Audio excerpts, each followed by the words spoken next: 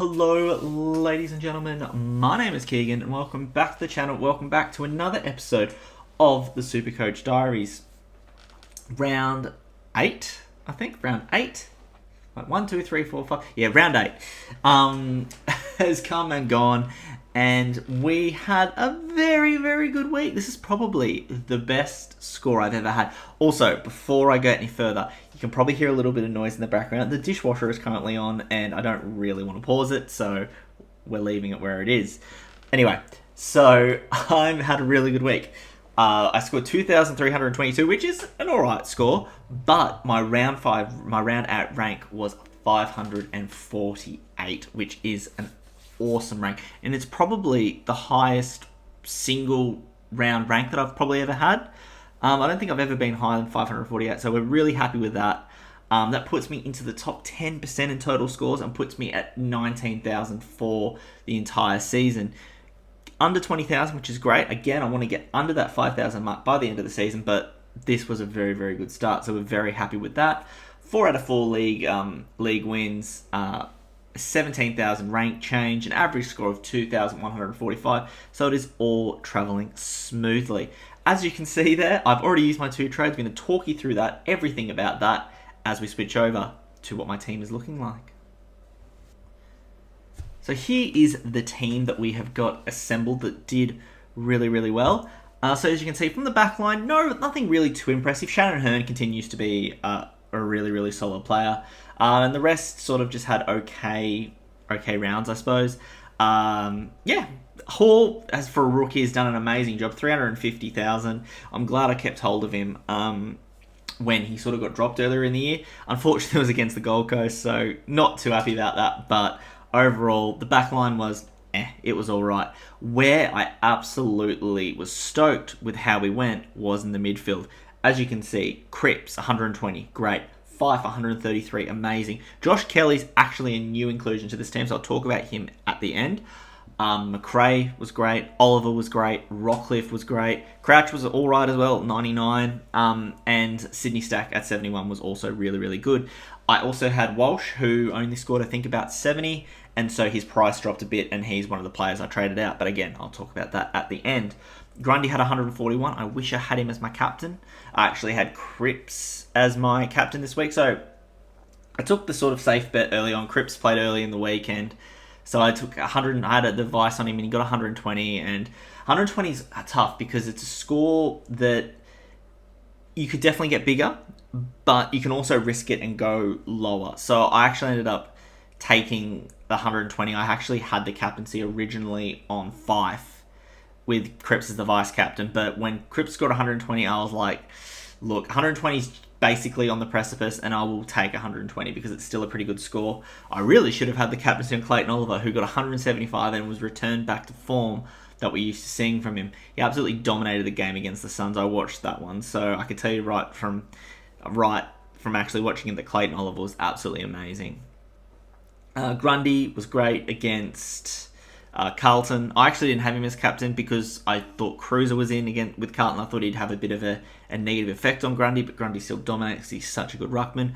Goldstein was okay again. He has those up and down weeks.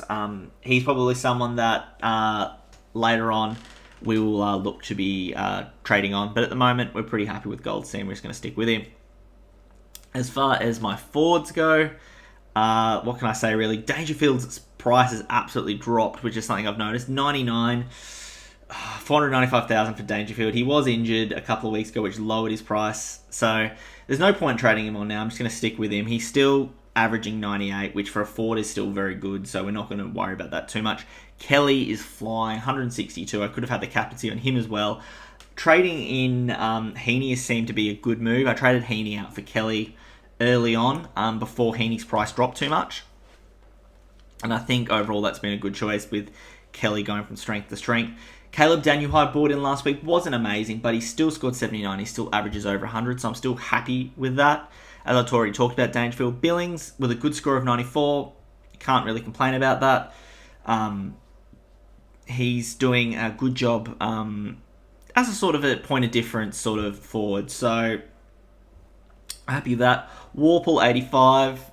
Okay, I'd like to see Warple get up average around 90, 95, but 89 average is not too bad.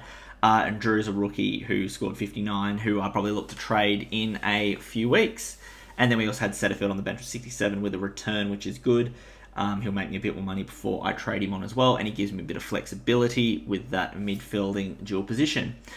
All right, on to the trades. I had 2 trades this week. So the first trade I made was I actually took Wilkie out of the back line. And the reason I took Wilkie out of the back line, he scored 59 or 69, and his break even was getting below 50% possibility of breaking it.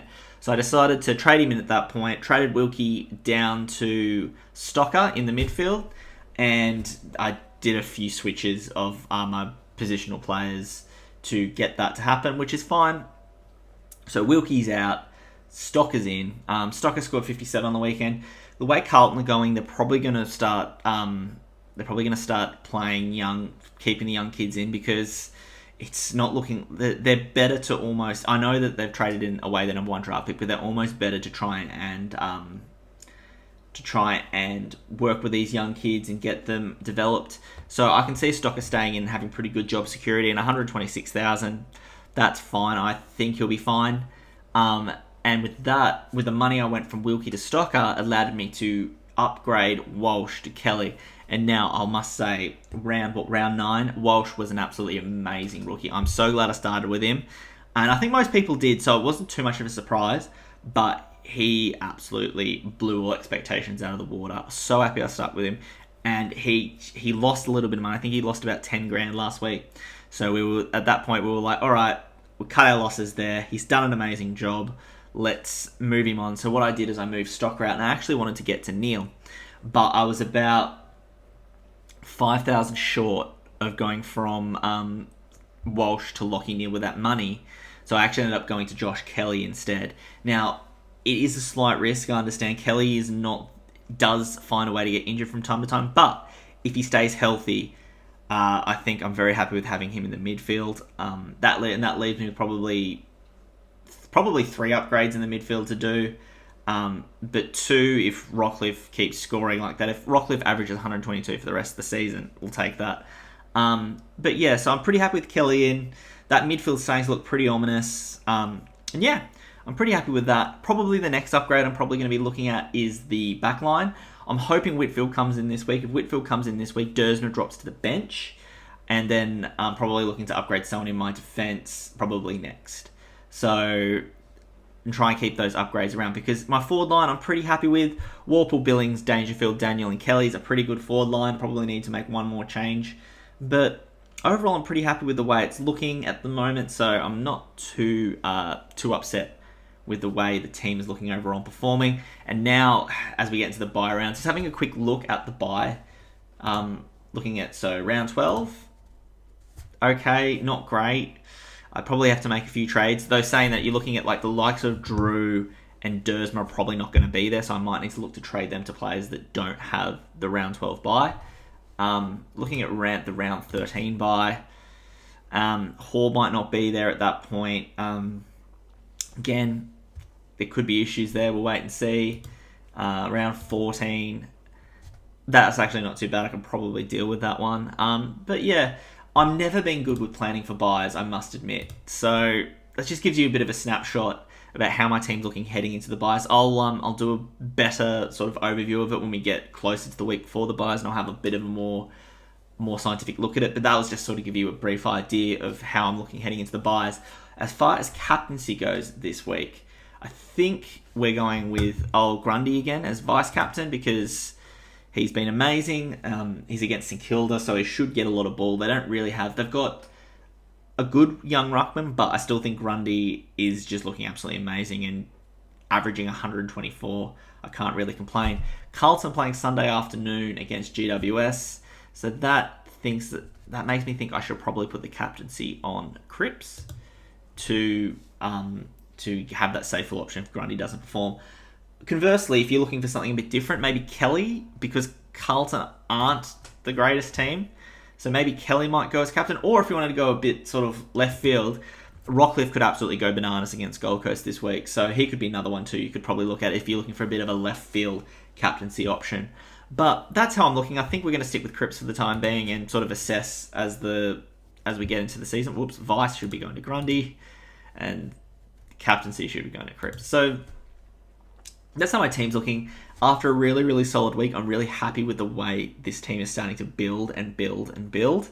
I'm getting some good players in good positions. I'm scoring some nice scores, so hopefully that continues on to this week. And hopefully for me anyway, Lachie Whitfield decides to play so I can slip him into the back line as well.